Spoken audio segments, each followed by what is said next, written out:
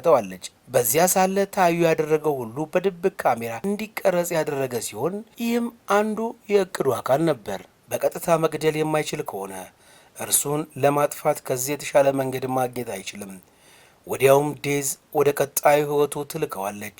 ጂዩንግ ይህ ፖሊስ በልጅነቱ አባቱን ያጣ ሲሆን ፈተናውን አልፎ ለፖሊስነት በበቃ ጊዜም እናቱ ልክ እንደ አባቱ ህይወቱን እንዳያልፍ ትጨነቃለች። በዚህ ምክንያት ህይወቱን አደጋ ውስጥ እንደማያስገባና መትረፍ ሲልም መደበኛ ፖሊስ እንደሚሆን ቃል ይገባላታል። በዚህም ምክንያት የሥራ አጋሮቹ በሙሉ እንደ ፈሪ የሚቆጥሩት ቢሆንም እርሱ ግን ከእናቱ ሞት በኋላ አደጋ ውስጥ ላለመግባት ሲል ፈሪነቱን ይቀጥላል። በመንገዱ ላይ ሳለም በአምስተኛ ህይወቱ ላይ ሳለ የገደለውን የእስር ቤት አጋሩን ይመለከታል። ይህ ሰው ሌላ ሰውን ለመግደል በማስፈራራት ላይ ሳለ ዊዩጄ ወደ እርሱ በመምጣት ድሮ የገደለው የእስር ቤት አጋሩ መሆኑንና ዳግም ወደ ህይወት መመለሱን በመናገር በሰው ሁሉ ፊት ወንጀሉን እንዲናዘዝ ያደርገዋል። እርሱም በመናደድ እንደ ነብር ላዩ ላይ ሊሰፍርበት ቢሞክርም ዩጄ በቀላሉ ራሱን በመከላከል ሌሎች ፖሊሶች እንዲወዱት ያደርጋል። በዚህም ጊዜ ሰዎች የቀረጹት ቪዲዮ እጅጉን መነጋገሪያ በመሆኑ ከስራ ባልደረቦቹ አልፎ በመላው የፖሊስ አባላት ዘንድ ክብርን ያስገኝለታል። በዚህም ወደ አርቲስቱ ቤት በመሄድ የህልፈቱን ማስረጃ ላይ በመሰብሰብ ላይ ሳለ የስራ አጋሩ ሌሎችን ፖሊሶች በመጥራት በፍጥነት ቪዲዮዎችን ወደ ራሱ በመገልበጥ ዋናውን መረጃ ያጠፈዋል። በምርመራውም ወቅት አርቲስቱ እስከዛሬ ድረስ የሚሰራቸውን ሰዎች በመግደል ደብዛውን ሲያጠፋ የነበረው ግለሰብ መሆኑን ሲያውቅ የአገሪቱ ተሰውሮ የቆየው ምርመራ በመፍታታቸው ምክንያት አለቃው ዩጄም ደጋግሞ ማመስገን ይጀምራል። በዚህ ዜና ያልተደሰተው ታዩ ወደ ግድያው ስፍራ ሲደርስ ዩጄ በድንገት በማስቆም ገዳዮች ሁልጊዜም ወደ ግድያ ስፍራቸው እንደሚመጡ ይነግረዋል። በዚህም ግራ የተጋባው ታዩ ይባስ ብሎ ፖሊሱ ምን ያክል ገናና የሆነ መምጣቱ ሲመለከት ለቅጥሮቹ በመደወል በፍጥነት እንዲወስዱት ይነግራቸዋል። አንዳች ነገር ልክ አለመሆኑን የገባው ዩጄ መረጃውን ለአንድ ሪፖርተር ከሰጠ በኋላ እናቱ ከዚህ በፊት ባስቀመጠላት ቦርሳ ውስጥ ገንዘብ ምክንያት ለምርመራ ወደ ፖሊስ ጣቢያ መጠራቷን ይመለከታል። ልክ እንደ መርማሪ በመሆንም ሊያናግራት ከሄደ በኋላ ከዚህ በፊት በስጦታ የሰጣት ጫማ ማድረጓን ይመለከታል። ይህንንም ሲመለከት ስሜቱን መቆጣጠር ባለመቻሉ የተፈታውን ጫማዋን ሲያለቅስ እንዳያየው ለማድረግ ይሞክራል። በኋላም በእናቱ በር ላይ ምግብ አድርሶላት በሚመለስበት ወቅት ታዩ ከላካቸው ወንበዴዎች ጋር ፊት ለፊት ይጋጠማል። በዚህም መሃል አባቱ በእርሱ ላይ የሚያደርገው ምርመራ ማጠናከሩን የተመለከተው ታዩ በንዴት አንዱ ሹፌር መንገድ ላይ ካስቆሙ በኋላ እልሁን ለማብረድ በጭካኔ ይገድለዋል። ከዚያም በቲቪ ጣቢያ ውስጥ ያለው ቃል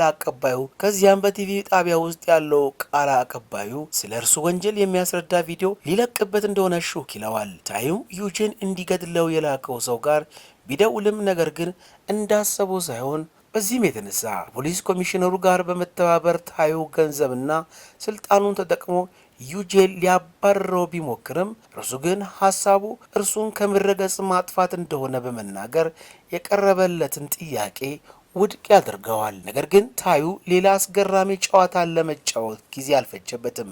በአደባባይ ራሱን በማጋለጥ ለአርቲስቱ ሞት በእርግጥ ተጠያቂ መሆኑንና ነገር ግን ይህንን ሊያደርግ የቻለው አግቶ ሊገድለው ሲል ራሱን ለማስጣል እንደሆነ ይናገራል። በተጨማሪም በመጀመሪያ አርቲስቱ ታዩን እያንገላታ ሲያሰቃየው የሚያሳይ ቪዲዮ ብቻ በማሳየት ሐሳቡን ለማሳመን ይሞክራል። በዚህም ምክንያት በፖሊስ ቁጥጥር ስር ቢውልም ነገር ግን የድርጅቱን ሰዎች ጨምሮ በከተማው የሚገኙ ሰዎች በሙሉ ጀግና እንደሆነና ጥፋት እንደሌለበት በመናገር ለእርሱ ድጋፍ መስጠት ይጀምራሉ።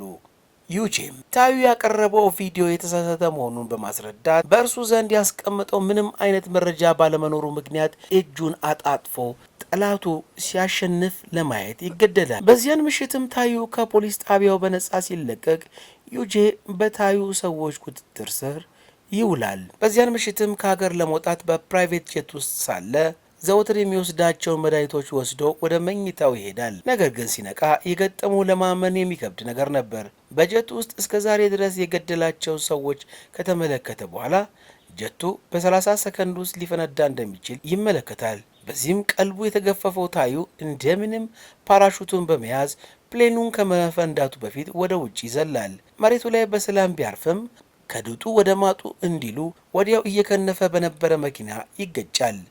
በዚህም ጊዜ በጠላቱ ላይ ድልን የተገናጨው ዩጄ ከፊት ለፊቱ ይቆማል።